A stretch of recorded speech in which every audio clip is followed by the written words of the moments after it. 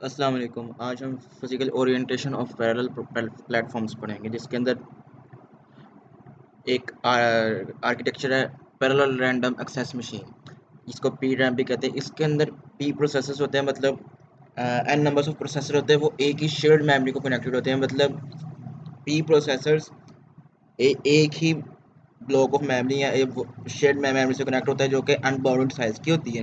ठीक है। और uniformly access to all processor with the same memory address, और जितने प्रोसेसर वो सेम मेमोरी एड्रेस को ही एक्सेस हो रहे होते हैं। लेकिन अब इसके अंदर ये होता है कि जो जितने प्रोसेसर होते हैं ना, वो कॉमन क्लॉक को शेयर कर रहे होते हैं, लेकिन execute different instruction in each cycle हो रही होती है।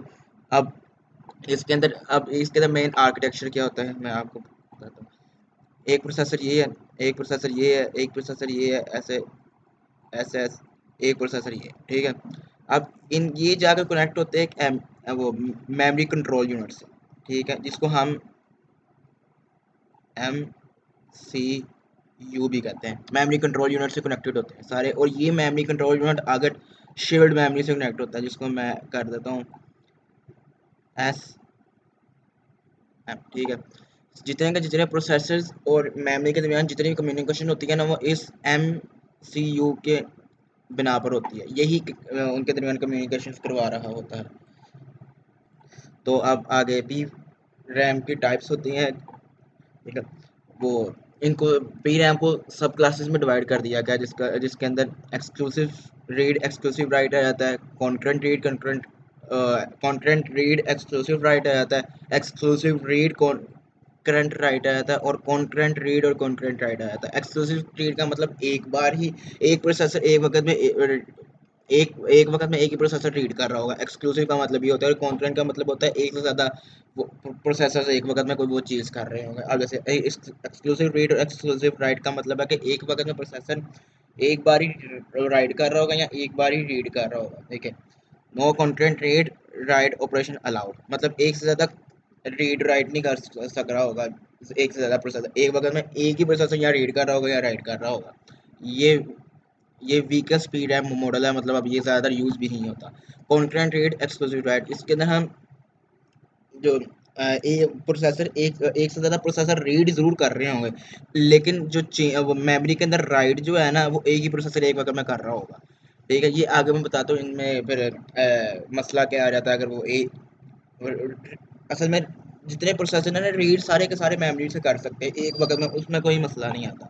मसला आता है एक एक वक्त में जब सारे के सारे प्रोसेसर राइट कर रहे हैं, उसको आगे जाकर मैं बताता हूँ। अब ये exclusive read exclusive right, exclusive read का मतलब एक प्रोसेसर एक वक्त में एक बार ही रीड कर रहा होगा, लेकिन एक से ज़्यादा प्रोसेसर राइट कर सकते हैं मेमोरी में। और इसके अंदर कॉन्करेंट रीड और कॉन्करेंट राइट में ये फ़र्क आ जाता है कि सारे के सारे प्रोसेसर एक वक्त में ही रीड भी कर सक रहे होंगे और राइट भी कर सक रहे होंगे। ये most powerful P RAM model है, ठीक है। आजकल ज़्यादातर यही यूज़ होता है।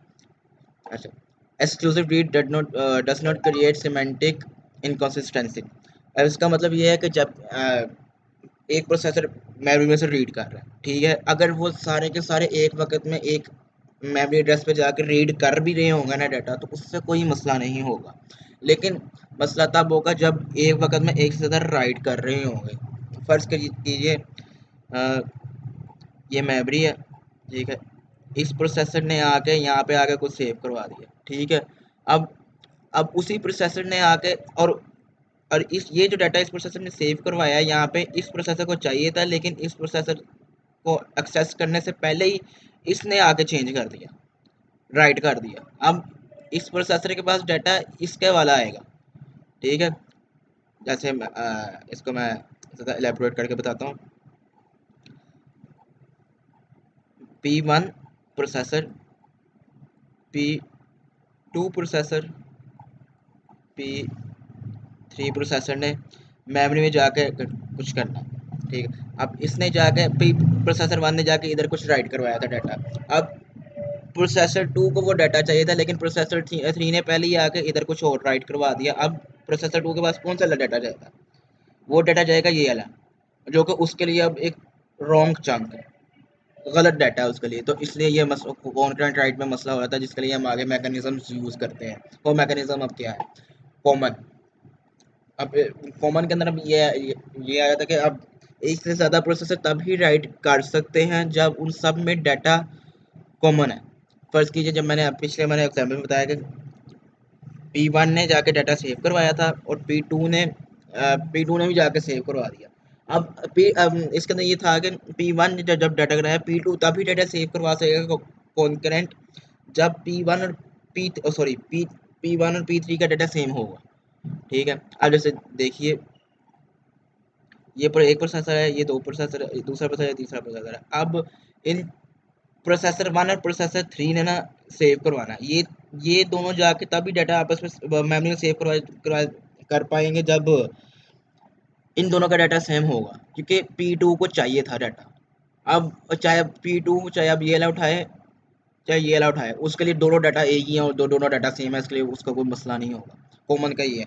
आर्बिट्रेरी में क्या, आर्बिट्रेरी में ये होता है कि हम रीड कर रहे हो जब मतलब राइट तो हो गया, अब रीड कर रहे हो तो मतलब हम कोई भी डाटा उठा लेंगे, या अगर हम राइट कर रहे हो तो उन तीन प्रोसेसर्स में से कोई सा भी हम प्रोसेसर सेलेक्ट कर लेंगे और वो जाके हम डाटा सेव करवा देंगे। ठीक है, बाकी सबको इग्नोर कर देंगे। जैसे ये प्रोसेसर 1 है, प्रोसेसर 2 है, प्रोसेसर 3 है, इन तीनों ने कॉन्करेंटली सेव कराना था।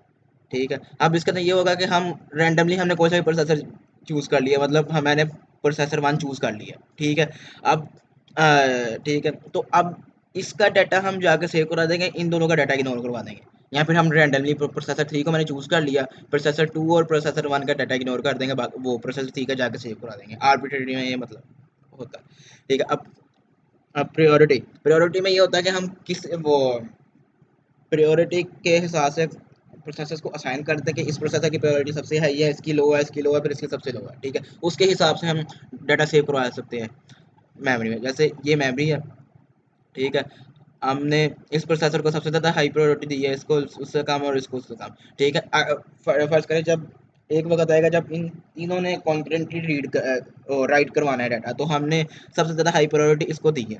ठीक है, तो सबसे पहले ये राइट करवाएगा, फिर ये राइट करवाएगा, फिर ये राइट करवाएगा। ठीक है, हम अगर आप देख सकते हैं, ये जितने भी हमने एग्जांपल्स पढ़ी हैं, इन तीनों में कह तो रहे हैं कि कॉन्करेंटली राइट हो रहा है, लेकिन बिहाइंड द सीन राइट सिर्फ एक ही हो रहा होगा। जैसे इसके अंदर सिर्फ इसके अंदर ही है जिसके अंदर सारे के सारे राइट का हो रहे होंगे, क्योंकि डाटा वो सेम है, उसके अंदर सिर्फ एक ही प्रोसेसर का राइट हो रहा होगा। इसके अंदर भी एक ही है कि मतलब हम कोई सा भी रैंडमली चूज कर देंगे एक। ठीक है, और इसके अंदर प्रायोरिटी के अंदर भी हमने कोई प्रायोरिटी के साथ पहले ये होगा, फिर ये होगा, फिर ये होगा।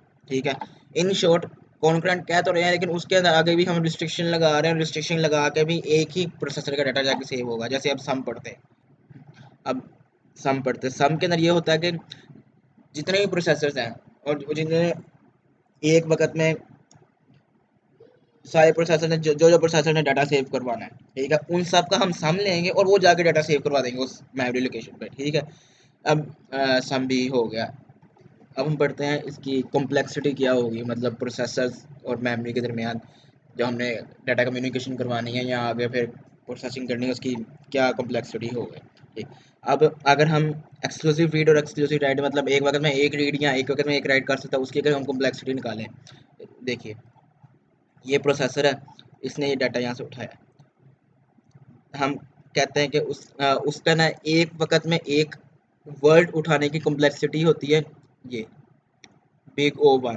ठीक है, अब जैसे ही नंबर ऑफ वर्ड्स ज़्यादा होंगे तो हम उसको कह देंगे कि इसके बिग ओ, अभी हमने एक प्रोसेसर ले रहे हैं, ठीक है, तो उसको हम कह देंगे कि एम वर्ड्स थे तो एम ही कॉम्प्लेक्सिटी होगी, क्योंकि इतने उससे वर्ड उठाने हैं। अब जैसे जैसे प्रोसेसर ज़्यादा होंगे, अब हमने कहते हैं कि पी प्रोसेसर से पी एम वर्ड उठाने हैं, तो हम उसकी कॉम्प्लेक्सिटी कर देंगे M P bracket bracket big O. ठीक है, तो बिग ओ एम पी उसकी कॉम्प्लेक्सिटी बनेगी, क्योंकि हमने एम वर्ड्स उठाने हैं, एम वर्ड्स उठाने हैं पी प्रोसेसर से। ठीक है, तो क्लियरली ये हमें पता लग रहा है कि big O M P complexity है।